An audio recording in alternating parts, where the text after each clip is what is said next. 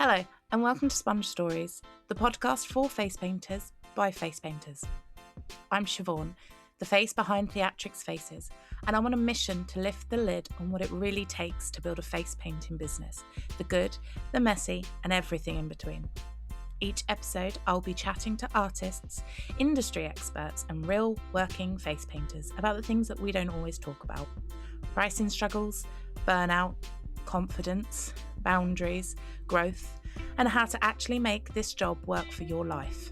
So whether you're painting your first full face or juggling a fully booked diary this year, you're in the right place. Let's get straight into today's episode.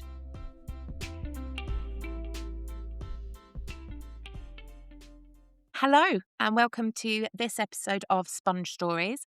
Today I am joined by Rachel Connolly from Fierce Fun Faces, a face painter and children's entertainer based in rural Ireland, who has just announced some very exciting news today that she is a finalist in the Creative Professional category in the Network Ireland Businesswoman of the Year Awards 2026, which is incredible. So congratulations and welcome Thank to you the very podcast, much. Rachel. Thank you for having me, Siobhan. Lovely to be here. Exciting. I saw that news pop up and I was like, oh, I'm adding that to my intro. Yeah, I actually was listening to the episode that you did with, well, I've listened to all of them, but I particularly think of the one you did with Juliet. And she mentioned the importance of getting out and networking as a business. And I would completely agree with her. So Network Ireland is a national organisation specifically for women entrepreneurs and business owners. And I've been a member now for 4 years. Yeah, it's been, and it's fantastic because as you've mentioned with other people, it can be a lonely job and being self-employed can be lonely. And I'm sat here at my table inside my living room window and all I can see, literally as far as the eye can see, is fields. So yeah, I don't even live near a big town. So it's been networking in Network Ireland has been a big thing for me. Have you met some people that have, so what Juliet said in her episode was you go to these things, you don't necessarily meet other face painters, you meet maybe like someone who prints signs or someone who prints t-shirts or someone who can help with this side of thing or someone who's opening a new leisure centre and wants a face painter to attend. Have you made any connections like that? Oh, absolutely. As far as I'm aware, there's only one other lady who is a member of Network Ireland nationally. She's down in the south. I live in the northwest of Ireland and she lives in the southeast. So I've only met her once. I don't even know if she's still a member. So no, there's been no direct networking within my industry, but a huge amount. So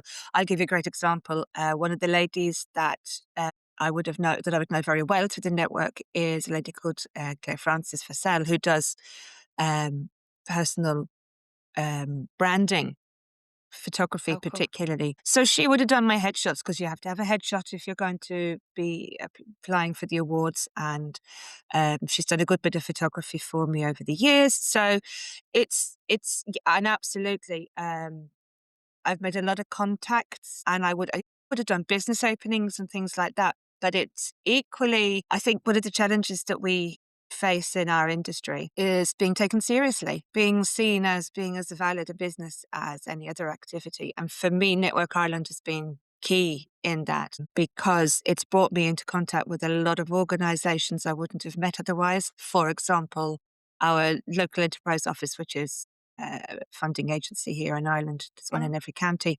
So you get to meet people like that as well. You know, one of the things that I have conversations with people about here at the moment quite a lot is the definition of business success, and particularly from the perspective of being a woman, and looking to that and looking to encourage some redefinition about it, because there can be, it can be all about perceived as being all about exporting or all about job creation. But very often for women, particularly those who are solo entrepreneurs, it can be about completely different things. It certainly was for me when I started my business. And so at the moment, we're kind of encouraging those organizations to look at other ways to define success as a business. So, for anyone that hasn't come across your business, Fierce Fun Faces, yet, just tell us a bit about yourself and how you got into face painting and why. Okay, so I'll start with the name. It's a pun. It's a play on words. So fierce in it, obviously, mainstream meaning of fierce would be to be scary, as in like a fierce tiger. But here in Ireland, and particularly across the west coast where I live, it's also used to mean something really good. And that would actually be the first interpretation that people here would have. So when they hear the phrase fierce fun, they think of really good fun. So it's been a play on words. I particularly wanted to have a gender neutral title and image. And I make a big effort, to use gender neutral colors and images.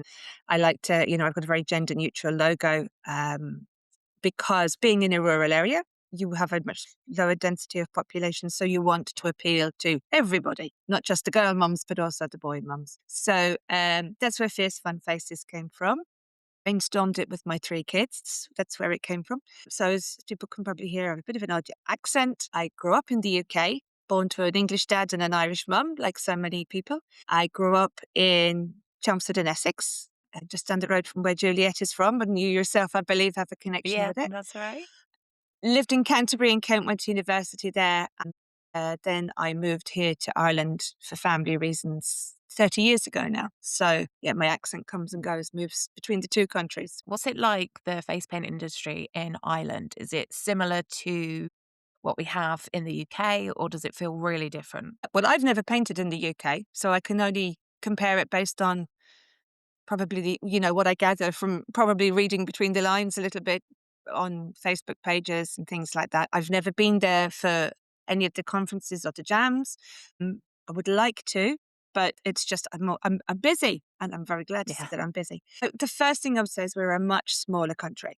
So Ireland has a population of 5 million, and 1 million of them live in Dublin and 4 million live in the rest of the country. And what we have as a consequence is we have a very tightly knit community, and a lot of face painters know each other. And that would be particularly true here in the west of Ireland, because as far as I'm aware, and I'm always happy to be corrected, I am the only professional face painter working in my county, in the entire county of, I live in County Wow. Roscommon.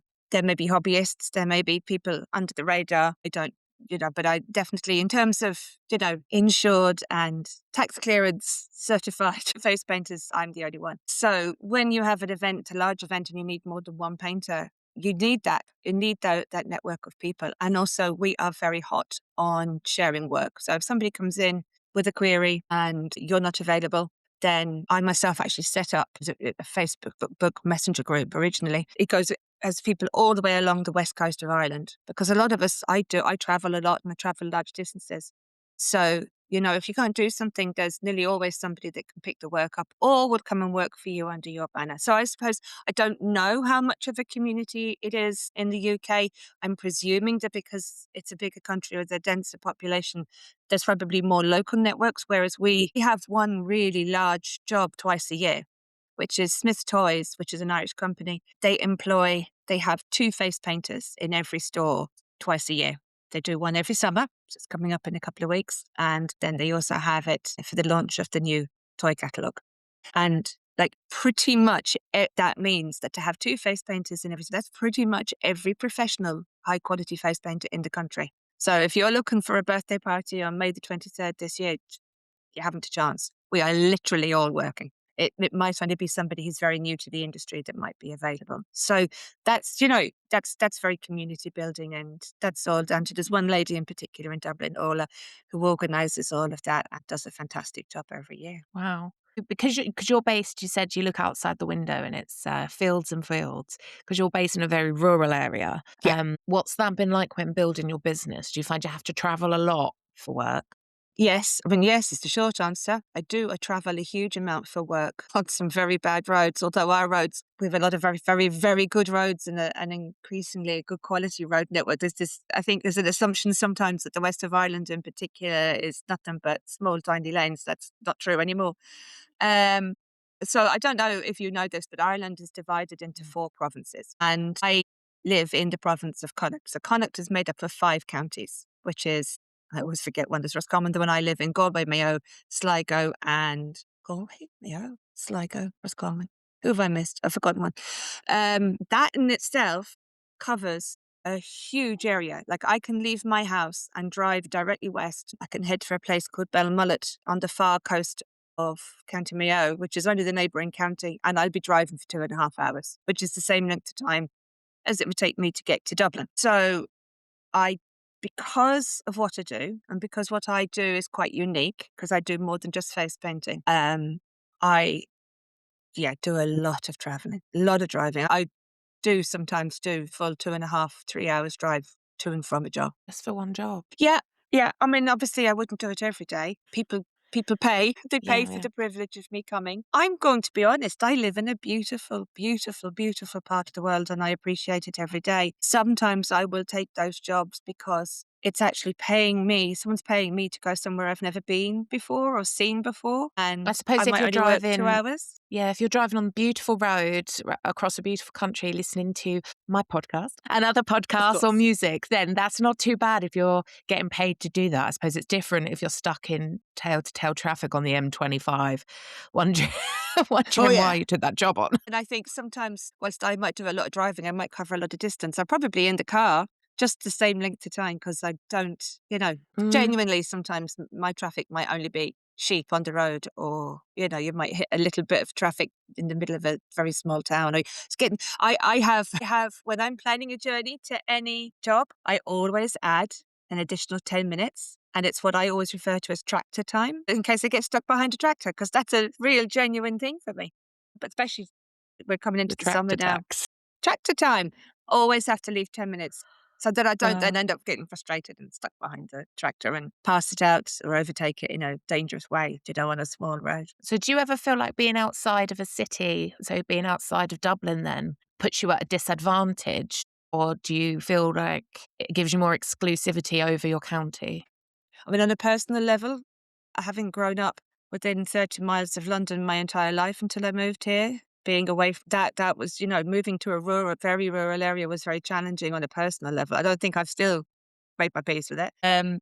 In terms of running a business, it's a double-edged sword. So yes, you're completely right. Exclusivity, very little in the way of competition in terms of specifically in the services that I deliver. There are excellent face painters in Sligo and in Galway. So, in terms of the big cities and things like that, because Galway is an hour away from me. Galway is a big city. Athlone is an hour away from me. It's a relatively big, I'm not sure if it's defined as a city yet, but definitely a very large town. Um, but that doesn't tend to be where my business comes from, to be very honest with you. So I deliver a service that nobody else in that region delivers at Mm. all. I'm the only one. So if you want to have a package of all of the services that we offer, it's me or no one. So, that obviously then has huge advantages for my business. So has that been your main business strategy then for getting bookings when you're not sort of surrounded by those big city events and party venues? Is it having those additional strings to your bow? You were saying you don't just do face painting, you also do the balloons, don't you? Yeah. So we do face painting, and I always call it high-end face painting. I think that's very important in terms of when you're I've been face painting now professionally for 9 years, and I think it is important for us to make some of the distinction around that. So I do face painting, balloon modeling, glitter tattoos, and then a very big part of what we do is a kids disco, and it's a very interactive kids disco. And because I have got two part-time people working with me, and I also have one painter who she works as a subcontractor for me, but she works exclusively for me. She doesn't take work from anywhere else. She works for herself occasionally, but most of her work comes through me.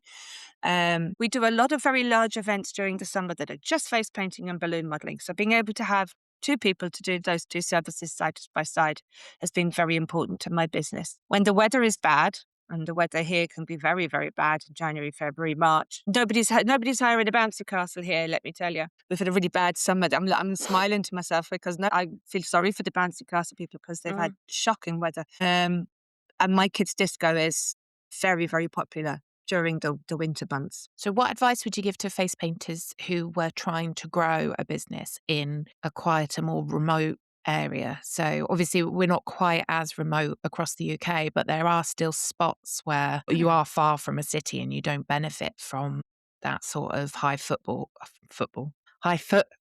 or the busy party events, or like where I live, I get a lot of sort of like family fun days, but they can be very hit and Yes. miss as to how popular and what the footfall will be. Because again, if it absolutely belts it down with rain, then no one wants to go hang out in a village park for the day.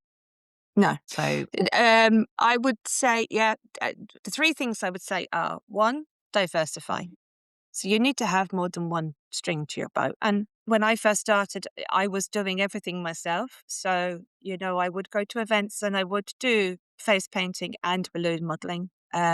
A big thing for balloon modeling, if you really need to only have one person doing everything, is to pre-make balloons. That's a great thing because you're earning money while you're not physically at an event. So that's something I would very much encourage people to do. And some people, balloon modeling isn't for everybody. I know that. I picked it up very quickly. I love doing it. Huge demand for it. And so I would definitely recommend that. I'm quite surprised. When I look at the UK and maybe in America, I'm always quite surprised that people have enough work to keep them going doing just face painting. The vast majority of people here in Ireland would have at least 2 strings to their bow. They would definitely either also do glitter tattoos or balloon modeling. That's very common. The other thing that I would say is if you're in a very rural area, the most like I use social media, I would say a website and linking your website and using Google Business, the free resource that is the Google Business page, which I don't hear many people. This is something I'm quite passionate about, actually, and it's something that I train people in my own business community about and how to use because it's free. It's free. And if you know anything at all about search engine optimization, it's the single quickest and easiest thing that you can do to improve your search engine optimization. So even if you only have Facebook or Instagram accounts, I don't do TikTok because that's enough to be doing. I didn't go down that route. Just make sure that you take the time to set up your Google Business page and keep it up to date. So I do Yes. regular updates to my Google Business page, upload photographs regularly, and most importantly, every single customer that I go to, unless there's some reason particularly not to ask them, they get sent a follow-up message after their Mm. event asking for a review because that really helps for people to find you.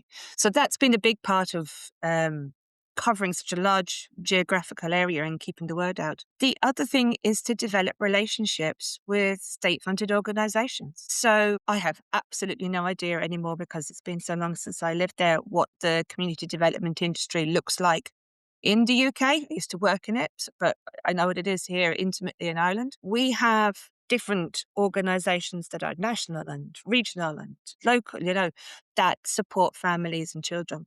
And I do a lot of work with county councils, for example. I do a lot of work we have a whole network of organisations here in Ireland called Family Resource Centres. I do a lot of work with them because they need someone professional. So that's the Mm. other side of it. They need somebody who can give them an insurance certificate. They need somebody who they can give them an invoice. They need people like the county councils, for example. They have to have, I'm not sure how the system is in the UK, but we have a system here in Ireland, what's called a tax clearance cert, which is basically a digital certificate that proves that, yes, you're registered for tax. Yes, your business is a registered business. And yes, your tax affairs are up to date because no publicly funded organisation can channel funding to anybody that doesn't have that in place. So that's the other thing I would say is that if you're in a rural area, is find those organisations, make sure they know about you, and just keep knocking on doors in that respect. We also have a very, very large tradition in Ireland, and it's very encouraged, of festivals. We will have a Mm. festival here at the drop of a hat to celebrate anything. It's fantastic. And keeping in contact with people and relationship building. Like I have a lot. My summer is dominated by work with repeat customers and very large customers like that. There are downsides. They're very slow to pay, but relationship building is the other thing. I, that's a big part of doing business anyway. I think maybe here in Ireland, just by the nature of people, we're good at having the chat. We're good at sitting down and that little bit of small talk at the beginning, and how the kids and, that kind of thing. And were you at this and that? And somebody quite often, we were at a party that you did, that kind of thing. But you have to capitalize on those opportunities. You have to make sure that your information is then accessible. I no longer use paper business cards. I did an event about 4 years ago where they got blown off the table, and I just looked at the sea of my business cards sitting in a puddle of mud, and I went, I am never wasting my money on that again. So I just use QR codes and send people to those. This is my number one favorite thing. This is, if you have a look on my Instagram page, I've literally just uploaded the fact that I've just redesigned my uniform t-shirts. So when I'm Mm. working, when anyone's working for me or with me, we wear my uniform in my branded colors which are purple, lilac, and yellow. And I have on the back of all the t-shirts our business name, our phone number, our website address, and the services that we provide. And if anybody asks me for my details, I say take a photograph of my bag, because people don't delete the photos off their phone, but they do lose business cards. Yeah. So that's my sort of Especially if they're taking a photograph of their child being painted over your shoulder as well, then your yes. information is always in the photo. That's really clever. Yes. And can I give you the top recommendation? I actually use a UK-based company in the Cotswolds called T-Shirt Studio, and they're really reasonable. They don't have a minimum order. You can order just one T-shirt. It's really easy to design, and they're very reasonable costs. Like, I'm talking about T-shirts starting at like £8-9. Yes. Yeah. You're thinking euros then, weren't you? I was. Trying to convert it in your head. So you mentioned wanting to talk about painting neurodivergent people in our chats that we had before the recording, and Yes. also those with learning disabilities, which is Yes. such an important topic, one I've not covered at all yet. So is this something that your personal experiences have shaped? Absolutely, 100%.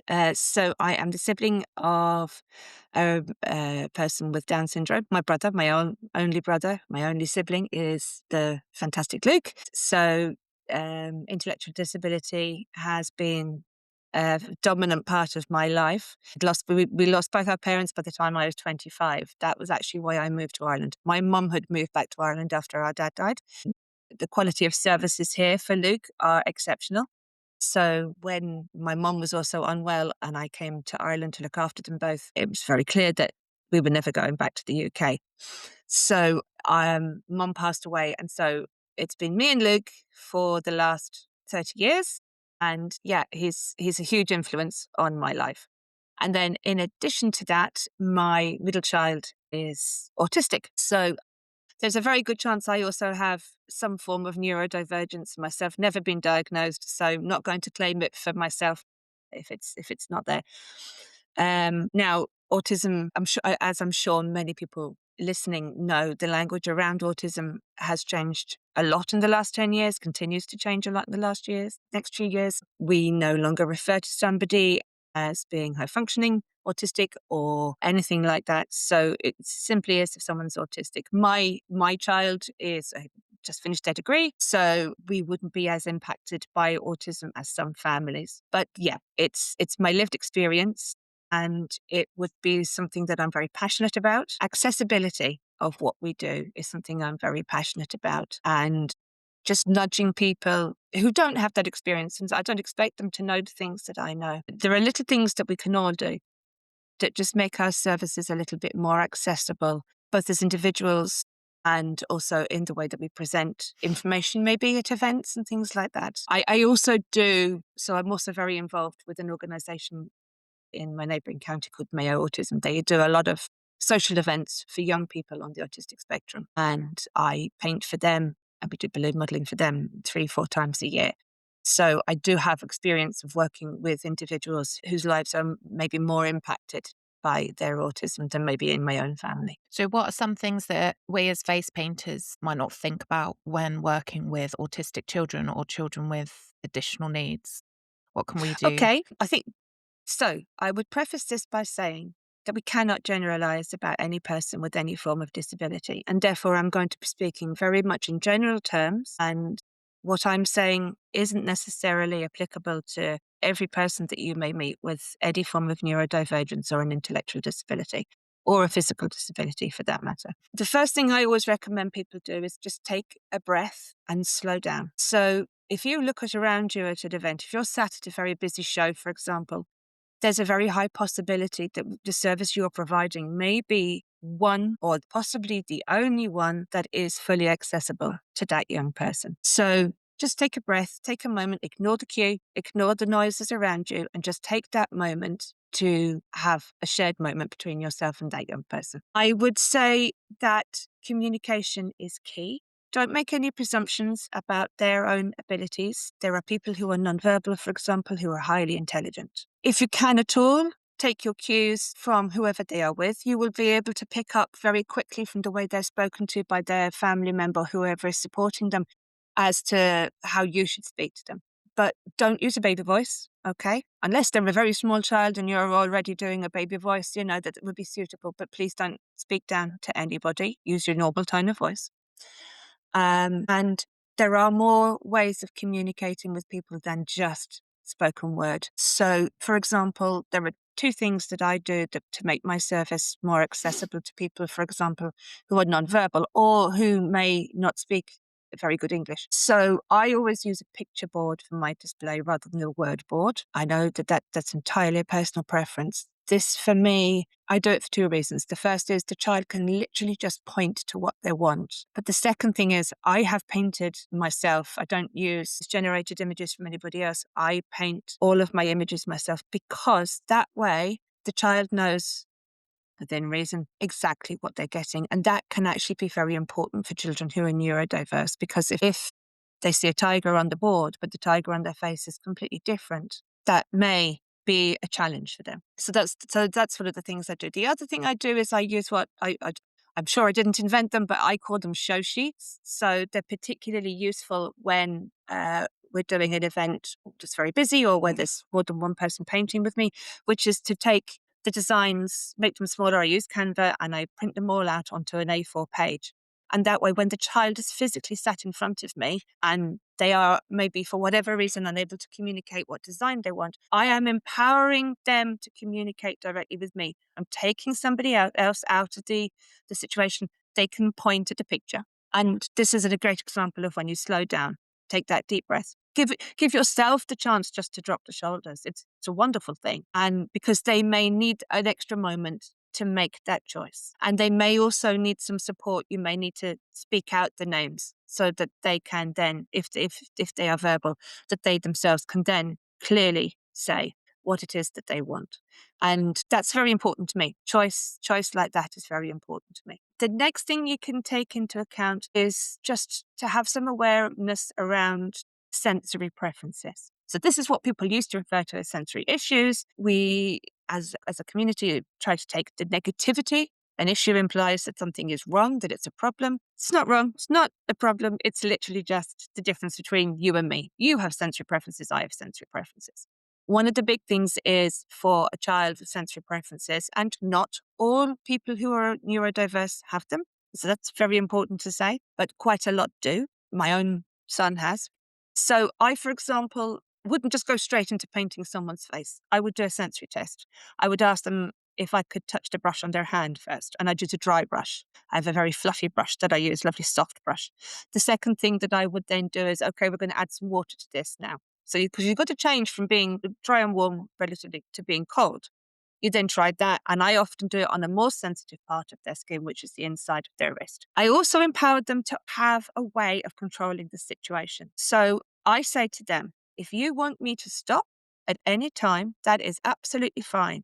All you have to do is say stop, and we will take a break. Because this child may be desperate to be painted, but the physical sensations may be very overwhelming, and they may not have the skills to be able to take a pause, which other children may have. And I would say a lot of this I use with other children as well, particularly very young children. And not every disability and not every neurodivergent person is instantly recognizable either. So it is only then when I have consent, and again, consent is very important, to paint that child's face with a wet painted, loaded brush, will I go ahead? Now, this is all happening in about 30 seconds. This isn't taking you all day. Will expect that child to not be able to sit as still as some may, and I will expect to have to stop painting maybe in the middle of the process, and that's absolutely fine. And quite often they prove me entirely wrong, and they sit absolutely stock still, the stillest child you've met that day. They can be highly motivated to get that face paint done. So they will do everything in their ability to get it done. I always say that it's a great thing to offer the choice to have your arm painted as well, because some children, look, this is true for every child, especially boys in my experience, to make sure everyone's clear that it doesn't have to be on your face, that it could be on your arm, and to have a good choice of designs for your arms. Well, I had that the other day at a birthday party. A little boy actually goes to school with my daughter, and he was desperate to be face painted, but me coming at him with a paintbrush is, like you said, this is true of many children without any additional needs. It's a bit like, oh no, I don't want you in my Mm. personal space with a pointy thing.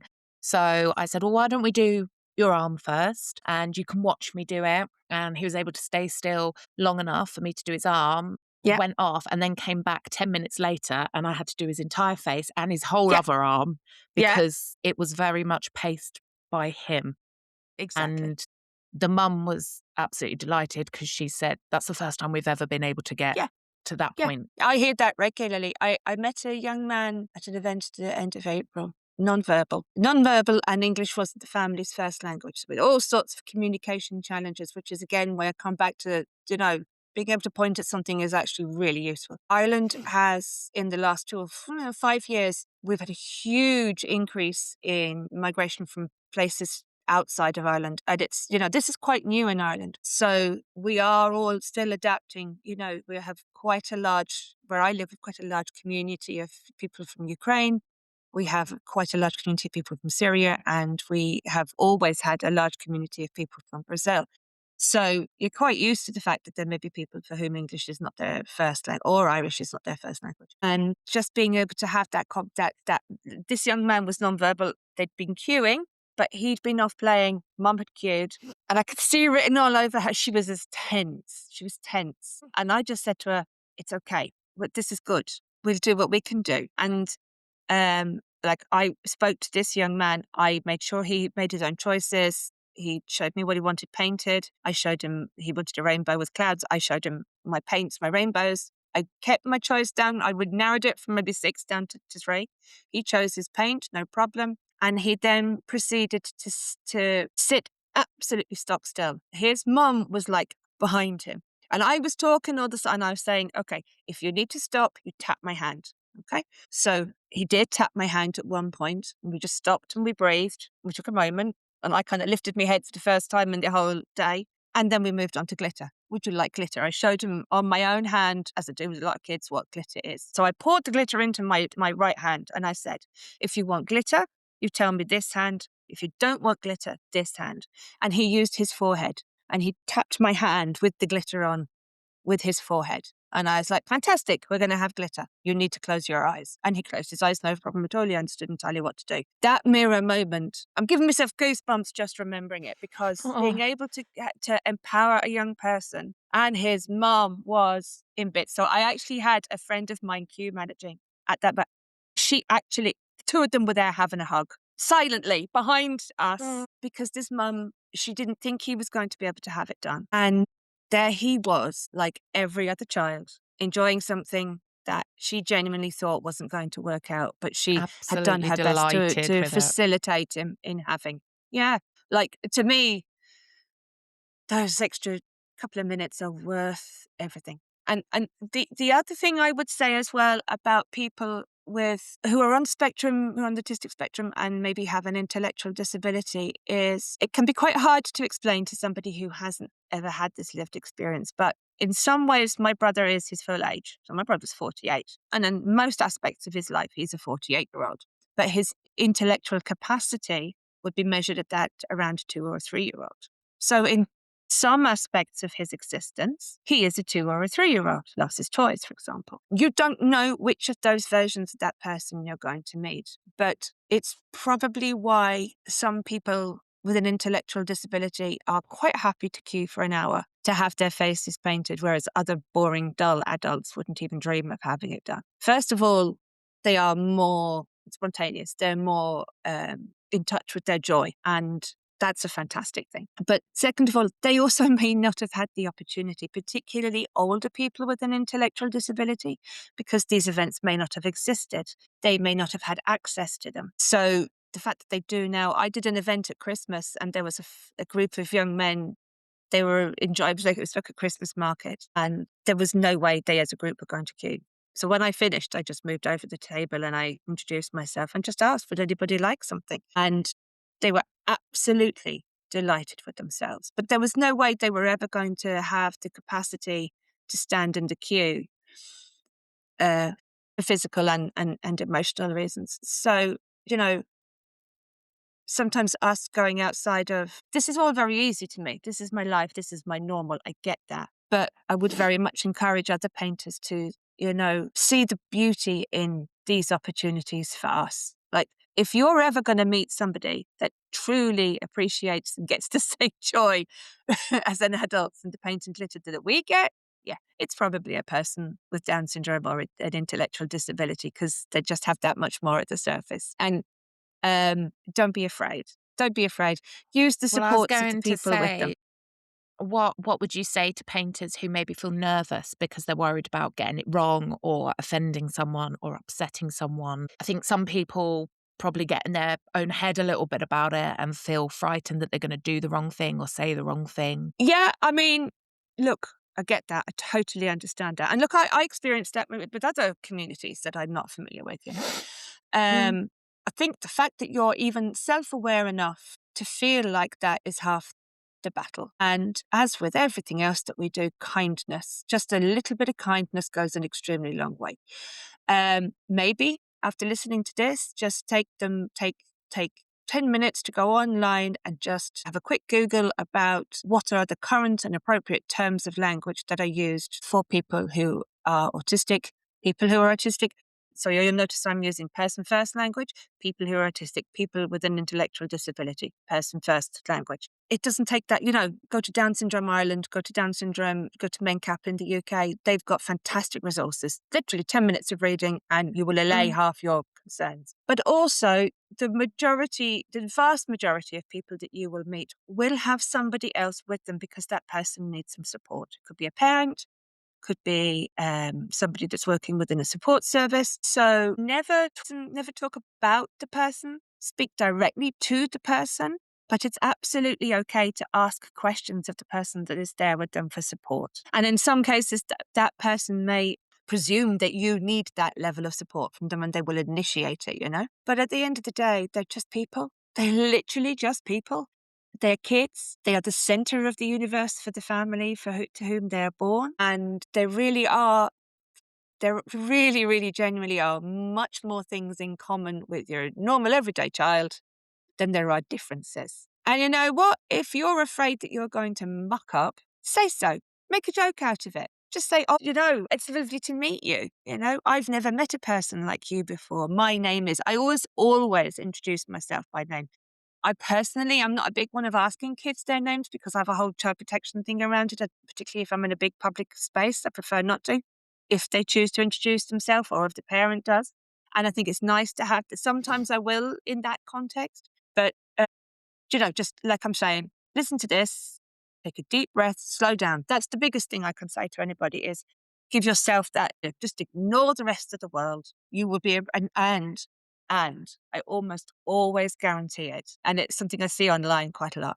It will actually turn out being your favorite paint of the day because that person will appreciate what you've done so mm. much better than the vast majority of everybody else in that queue. You won't get that kind of sullen blank reaction you get from so many kids. Genuinely, I there's quite often people post on Facebook and things looking for advice. They're going into an environment that they're not familiar with, where maybe they're working with a group of people with a form of disability and they're not sure. And then almost always, I'm sure you've seen it, Siobhan, they may repost after it's gone, it was a blast. That's the best job I've ever had. We had so much fun. So smile, breathe, be kind, and do your best. And do you think inclusivity is something that our industry talks about enough? Because Oh, some of the tips that you've just shared, they're honestly invaluable. What I'll do at the end when this episode goes live is I'll put links to those websites in the description and that. But I mean, it would be great if there was like a training course or something or a webinar session or something on that, because it's quite empowering knowing that you don't have to feel nervous or frightened that you're going to cause upset. yeah. But look, maybe that's something that can come out of this. I have absolutely no problem in putting that together. The one caveat I would say is mine is lived experience. I Mm, don't work in that field. I used to. I for 20 years, before I became a face painter, for 20 years, I worked as a social and economic researcher, and I specialized in researching amongst what's traditionally known in the research industry as hard to research populations, one of which was people with a disability. So I suppose in that context, but mostly this is my lived experience. And there may be people out there who have different experiences, different qualifications, different trainings programs that may disagree with some of the things that I've just said. So I'm not making any big claims to be a huge expert on this. It's just that it's a dominant part of my life. And I have been an advocate for people with a disability for nearly my entire life. It's interesting because I don't know anything different. It's really interesting to hear you say that that's empowering to people. I mean, yeah, definitely. If there's an interest, and if anybody just wants to have an informal chat with me, just drop me a WhatsApp message or drop me a DM. I'm on Facebook. I'm on Instagram. Never ever be afraid to ask a question, and I will never view any question on this topic as being irrelevant or silly. I don't think there's such a thing as a silly question anyway. At the best of times, you asked me, do I think we talk about inclusion enough? And it's a very good question, Siobhan. And I don't actually know the answer. I think that with honesty, compared to other industries that I've worked in, we're actually well ahead of the game. I think that there are people working who are themselves neurodivergent, and that's a fantastic thing. And they are the experts way and above me. And I think as an industry, we should support those individuals and encourage them as much as we possibly can and give them opportunities. I myself have 2 members of my team that are autistic. And I've had a third person who I trained as a face painter and works occasionally for me still. That's the fantastic thing we can do. Something like 64% of people who are neurodivergent are not employed. Supporting people to join the industry and feel welcome is a very valuable thing.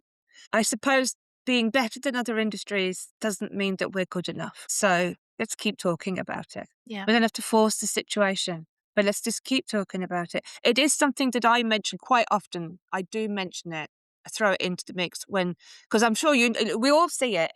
Anybody that's on the fabulous newbie face painter page on Facebook, and a big shout out to Sammy and Rachel, because there are thousands of face painters now that they have supported. Probably every 6 weeks, there's a discussion on there, word boards versus faces. And for me, I would say I always throw in the fact that faces are more inclusive. If you don't have literacy, if you cannot read, whether it's because you're only 3 or whether it's because you have an intellectual disability or you experience dyslexia or any reason, if you can't read, a word board is a very disabling thing. And that is what disability really is. It's when the world around us creates a barrier to our participation. So that's my take on that.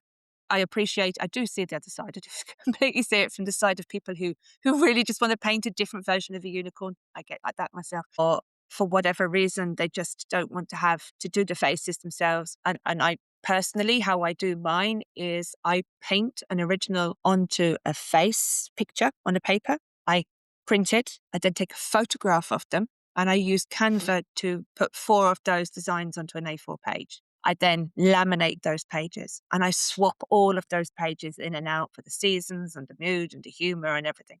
That's how I go about it. Yes, it's quite workload intensive when you first start doing it, but then you have this huge library of designs you can switch it in and out of an A4 board.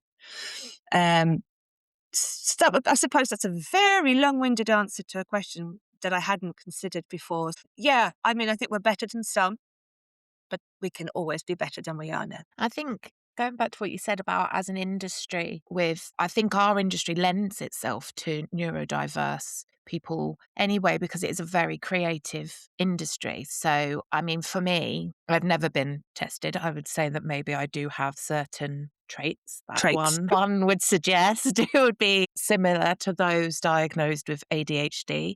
I find it near on impossible to sit down in a regular 9 till 5 office environment.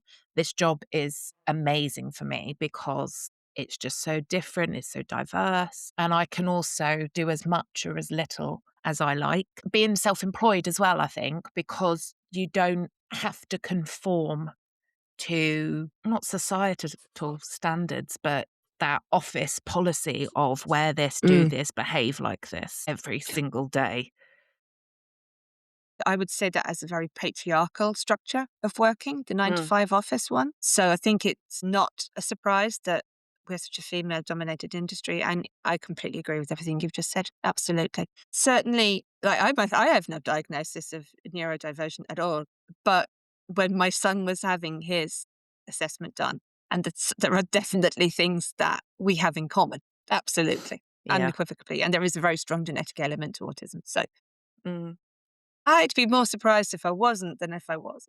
So I completely agree with what you've just said. And it does lend itself to, like, I have a very low boredom threshold, incredibly low boredom threshold. So, and I've been self-employed for most of my working life. I don't do well with the people telling me what to do. Yeah, absolutely Yeah. dissolution. So what do you think makes a face painter stand out beyond just their painting ability then? Oh, what a great question. I do my best. Tough one, that one, Siobhan. You kept that for the end. It's an excellent question. I think, first of all, your ability to interact with the children. I think that's a Mhm. big, big part of it. You're making a moment out of it. It can be extremely tempting, especially when you've got a really long queue, to see yourself as like being the arm of a factory machine and you just throw on the paint and that's what they want. Whereas most of the time, I don't think it is what they want. They love the face paint, but they love that special one-to-one Mm. interaction with somebody. So I think, making that as special as you possibly can. Personality, and unfortunately you can't teach something like that, but personality is a big thing of it. I think that's what partly makes an exceptional business face painter. I think if you're seeing face painting, if the question applies to face painting as a business, is that what you Mm. meant as well? Then Yeah, I suppose as a business, I think you hit the nail on the head with personality because I think that can take it a long way. There's somebody on Instagram, I want to say maybe she's the feral face painter. Anyway, I was deep dive down the rabbit hole the other night looking at some of her lovely work, and she does a lot of, I think she's based in the US, and she does a lot of sort of like high footfall festival paper face jobs. But what I loved was that her tagline said something like a mediocre face painter, but she's embracing that. She's saying, I'm never going to be the most intricate, maybe the most, but yeah, I'm good. And yeah, I bring so much more than that because yeah. she looks fantastic. She's always dressed up fantastically. And you want to be painted in her tent. But what's a person that's a great face painter for one person might not be a great face painter for another one. I think I'm a great face painter for county Mm, councils who want people who are going to turn up. I mean, there are things that I do feel passionately about. I think time management, be there on time. Don't be that person that rushes in, 2 minutes before the event starts and panicking. And mm, the energy you're going to give off there is not one that's going to, encourage people to have confidence in you. So, or be organized. One of the things, I've got 6 events coming up in the next 3 days. So one of the things I'm going to do when you and I have finished talking is I'm going to be making a list of what I need to pack into the back of the car to make sure I have all my services in place for the right mm. events, make sure I know where I'm going, double check, make sure I know how much I'm charging at the end of the event. That's very important. So you're not standing there going, well, hang on a second, let me just work that out. Little things like that, can make a very big difference in whether you get hired again. And you don't have to have all the stuff. I need to have all the stuff. One of the things that I see quite a lot at the moment is people buying all the face paints, which of course we are all inclined to do. But then you look at it and you go, hang on a second. If you're only actually working, let's say once a weekend or even twice a weekend, in 18 months' time, you're going to be throwing away an awful lot of unused face paint. So I would, just say that to people. I myself have recently, I used to be a huge DFX fan, big DFX fan. It's a European brand, so it's very easy for us to get here in Ireland. Because of Brexit, anything that is sold in the UK takes an interminable amount of time to get to Ireland. And we also have to pay a large customs fee. So with Brexit, the UK suddenly became just literally Irish people just stopped buying. We buy either from our own 2 or 3 excellent stockists, or we have to go to the rest of Europe. When GTX came out, for me, it was a game changer. It really was, because I'd always kind of made my own cakes anyway, but just to be able to blend the colors together to make the exact shade you want, for example, just for me, I've yeah. never tried that. Have you not? Did Oh, you you see? have to. I just struck with inspiration. Oh I'm my God, a I recent, love I it. discovered GTX in the last sort of like month or so, and I have made a couple of one strokes that you could only get as part of a palette, and you couldn't get the individual one. And I thought, well, I don't want the rest of the palette. I barely use the rest of the palette. And I'd been chopping and changing and sorting out my kit. And I was absolutely thrilled with myself. Bought the GTX shades, built myself this. And I was like, yes, but I have never thought of mixed them together to create the shade. I've Why have I done never thought 3. of that? Let me show you. Now, this is my other top tip, is instead of spending a lot of money on expensive cases for your single colours, wait till your local Lidl is selling, you know how every now and again they sell containerfuls with, and they have it could be rubber washers or it could be nuts and screws. That's what I use. You're the Buy it for hack queen. €2. I know. I know. I live in a rural area. This is what you have to remember. So, and I have to say, that's really been my happy place in the last What I'll few months. do is I will clip this section up and maybe release it as a little mini video, because Okay. for audio listeners, they don't have a clue what And we're I'm not talking about. sponsored. I am not sponsored by GTX in any way. Not sponsored at all. They've got I a did really a good Facebook page as well of like GTX sort of recipes. They call them recipes, yeah. Yeah, like combos and stuff. So I should probably post Mm. my favorite one on there. Yeah, I shared the pasta one and it was very popular. And I also, so this is proof that I'm not hashtag spawn, is I did a comparison. I couldn't find it anywhere for myself. So Orla, who owns Love Face Paint here in Ireland, was very, very kind. She sent me a little sample of True White and a little sample of Chantilly lace. And I have always, since the day I first started painting, used DFX White. But there are times here in Ireland that it sells out and we can't get it. So I was like, okay, what's my go-to? And I've tried all the other brands. I've been as happy as with my DFX. So I did a comparison video of them all. I did a comparison video of those whites. I also showed what pearl white looks like, because sometimes people can buy a pearl white by, thinking it's a stand-in, and it really, Yep. really isn't, Yep. not for line work. Made that mistake before. Uh, And I've got a I'm huge hoping bloody tub of the stuff. I'm hoping to save people from that error, my little video. But I mean, obviously, the discussion around favourite white is something that most face painters can talk about ad infinitum. Yeah. And I'm going to be honest, DFX is still my favourite, but It's the Chantilly one I lace go is back a to. very, very close second. So what's been your proudest moment in your business and face painting so far? Oh my God. I mean, in a lot of ways, my proudest moments are just making those kids smile. And particularly if it's a child with additional needs, to make that child smile and to make their mum smile. Those are definitely rank in some of my proudest moments. I think every time I meet an older person, and face painting is a relatively new thing here in Yeah. Ireland. So there are people of a generation older than me that would never have had their faces painted. So to be the first person to ever paint their face is such a privilege. And I really enjoy those moments. But I think in a more commercial sense, when I first started, because of what I used to do, I'm very, I suppose, I like a plan, and I like, I'm a bit strategic about running my business, and I have a business plan and everything like this. And I'd be big into visualization and setting goals for yourself, because for me, they've always worked. And when I first started my face painting business, and it kind of started by accident, so as so many people do, listening to Donna Godfrey and nodding away furiously, because my own face painting business started by pure accident. And I made up a vision board of golden clients, and I have worked for every single one of the Wow. organisations on that board, including the very exclusive Ashford Castle. I've worked there more than once, actually. I worked there quite a lot. And I've worked in Lochrin Castle Hotel, which is also a very fancy place. I've worked for every one of the county councils in my province, which was one of my goals, because the one thing that I don't have, being in a very rural area, I'm no corporate, very limited corporate business. There's no, like, the predominant industry where I live is agriculture, and they don't have a huge need for face painting, if I'm honest. Farmers. Like, the nearest city would there be any kind of conglomerate of business would be Galway. And Galway City has its own very excellent painters. There's no real need. I do occasionally go there and work there. I've worked for EA, the games company over there. So that's something that I suppose is a big difference. Is like my colleagues in Dublin can be in Google they're in and out of Google 3-4 times a week, it seems. I don't have that line of business, so I think that's probably one of the big differences. So you have to so county councils, for example, would be my equivalent thereof.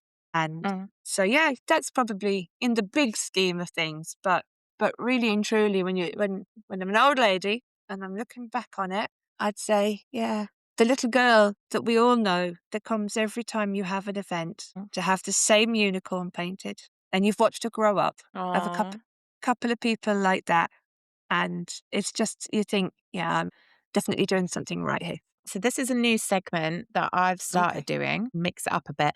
But I thought a fun way to end my episodes will be a little quick fire round. All right. Okay. So just first answer that pops into your head, try not to overthink it. Okay. So that's not my strength. Okay.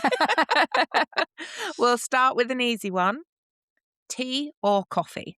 Coffee. Glitter or gems?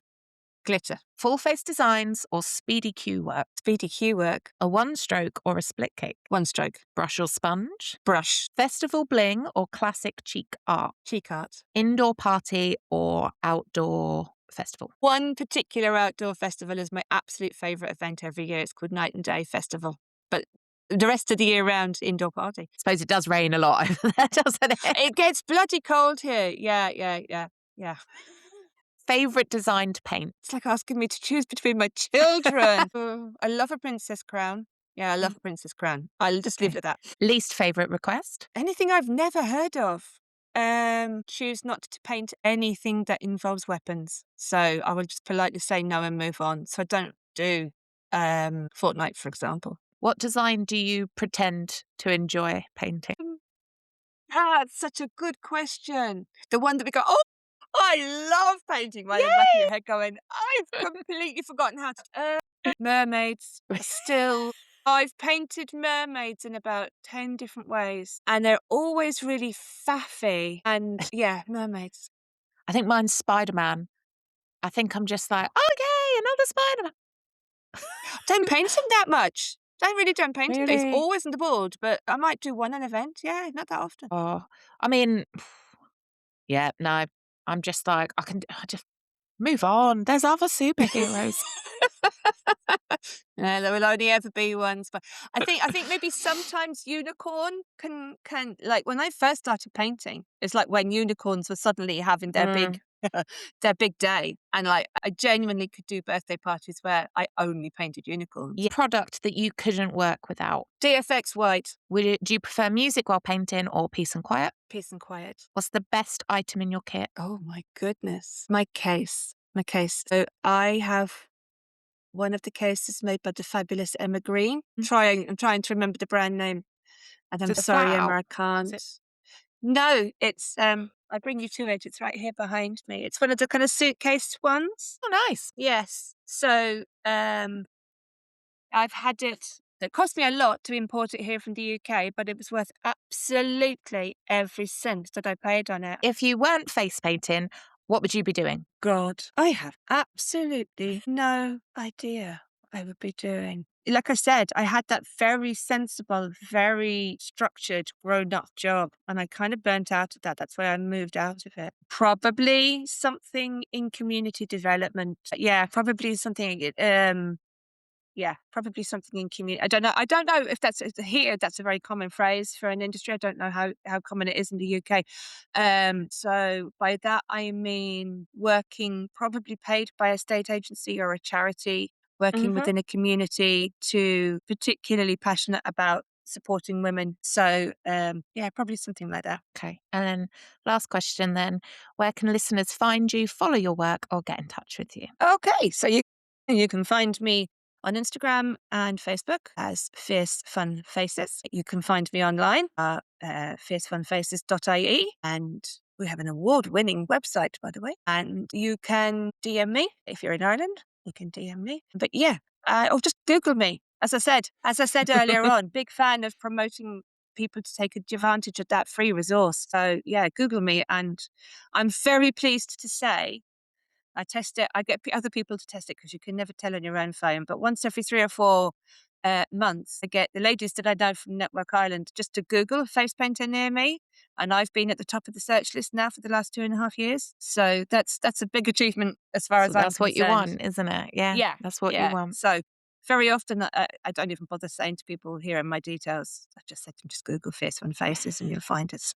Well, I'll put all of the links in the description so everybody can find it straight from Thank the you. episode. And thank you so much for coming on today. And what a great chat. Honestly, I got a bit emotional halfway through. I thought I was going to have to ask for a break, but I managed to rein it in. But yeah, I I saw feel you like getting a bit emotional. I know. But do you know what? If isn't that what you want? If we have that effect on your listeners as well, that's a hit. It's a win for the podcast. yeah. Like I Um, said, thank you and so much for all your advice and knowledge and just being able to discuss it in a safe way. It's been really nice. yeah, and I really do want people to know that if they do want to have a conversation with somebody in a safe way, I'm absolutely that person. Because I do completely understand that it's my lived experience. I don't know anything any different. But I also know that face painters nearly always have a kind heart and they want the best and they want to do their best. And if I can help them to do that just by having a chat, absolutely, anytime. Thanks, Rachel. You're very welcome. That's it for today's episode of Sponge Stories. If you found this helpful or it made you think, oh, thank God it's not just me, I'd love for you to share it with another face painter who needs to hear it. Don't forget to follow or subscribe so you don't miss future episodes. There's plenty more real talk and a bit more waffle coming your way. And if you've got a story, a question, or you'd even like to come on the podcast, you can email me at hello@spongecommunity.co.uk or send us a DM over on Instagram, Sponge Stories.